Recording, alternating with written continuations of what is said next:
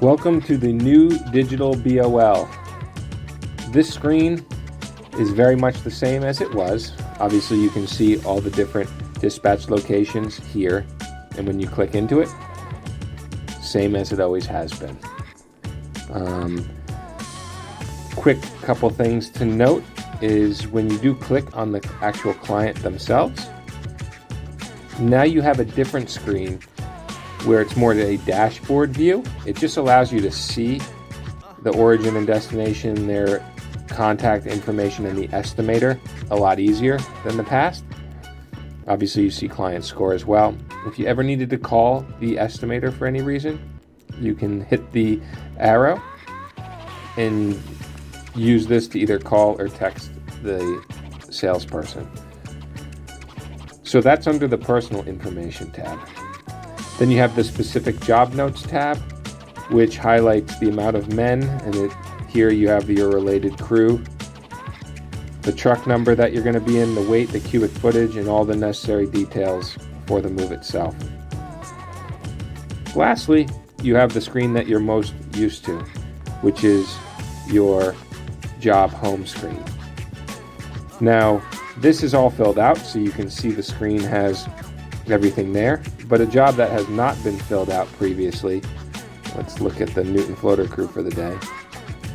In the job home screen here, you can see you just have the 3 different options at the beginning of the day. The reason for that is at the beginning of the day, you can click on the current travel time to origin and current travel time to the destination, these 2 links below. And then based on that information, you either click on our way, if we're on our way and going to be on time. You can click 30 minutes late or 1 hour late, depending on what you're seeing as far as traffic and things like that.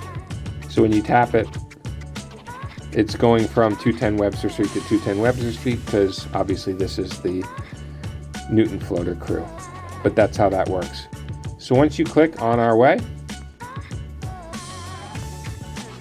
it's going to open up the next portion of the DigitalBOL.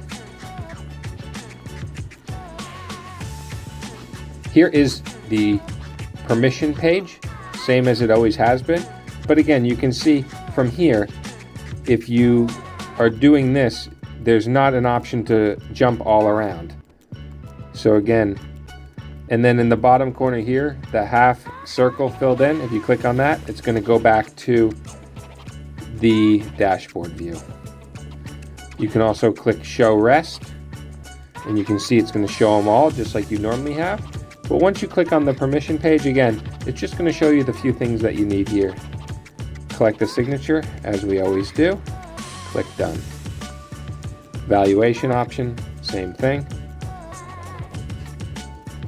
as we always do. Once we've finished at origin, this is the first somewhat major change from the old DigitalBOL. You're going to click on change order origin, and from there, in order to fill in the origin signatures and make sure that everything's been removed from the house, you're going to click on the plus sign. You can click origin. Unremarkable means that everything is great, but if you needed anything to mark anything, this would be the space that you would do it. Obviously, any adjustments that would need to be made, same thing. The crew chief puts his initials, and the carrier puts his initials, Newton floater crew, and you save. Should you need to make any other adjustments, you can always do that here.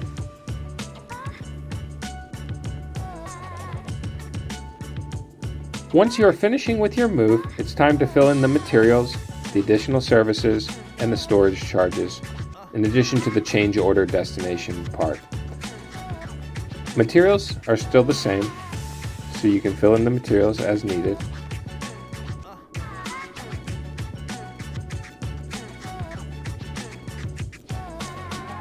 The additional services, again, this is a Newton floater crew. Now, if you have any additional services, the new way to provide those is, again, this plus sign, on the lower right-hand side of the screen. You simply click in here, you create the surcharge, and you hit save, and it builds it here. Again, third-party service, $250, and you click save.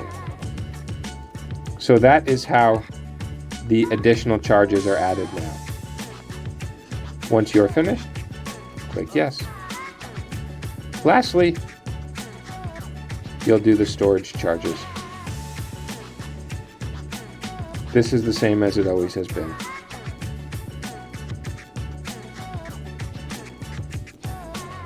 One difference now, you can see that the Newton floater crew, $450.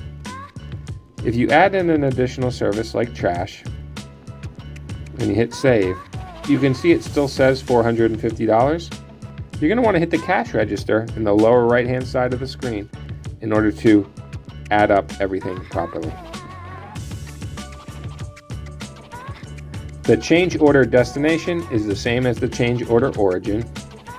You hit the plus sign, click destination. Let's say there was something that needed a scratch on floor, and let's say we're going to take $150 off the bill. The crew chief signs it, and Newton floater crew save.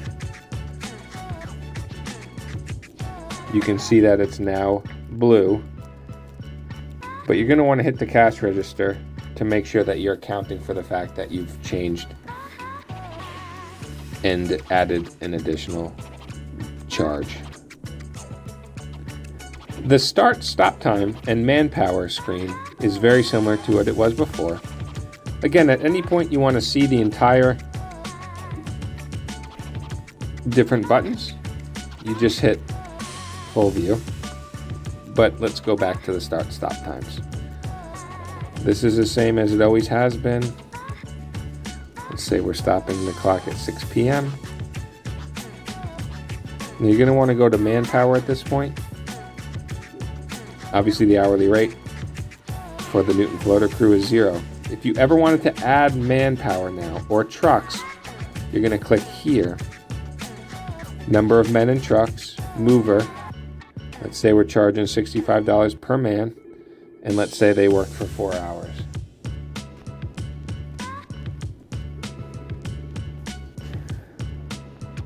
You can see with the crew help tracker that if you had extra men added to your job, here is where you would see that.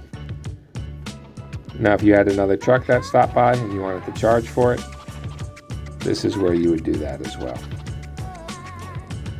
Let's say 9 hours, another truck was here. Again, at the top you can see there's no dollar amount here at this point because the hourly rate for this job is 0. But if I hit the cash register, you're going to see that it adds in those two different pieces, the extra man and the extra truck. Payment method. Same as before, you're going to click on the payment method. You can have the client sign their invoice. Click done. You can also look at the final cost at this point. It is best practice to go through the final cost with the client. Please explain to them the total labor cost based on the amount of time that the move took, the materials used, the additional services utilized, any storage, obviously, and then the monetary adjustment, which is the $150 that I used. Lastly, once you go over the client and everything looks good, you're going to hit submit for review.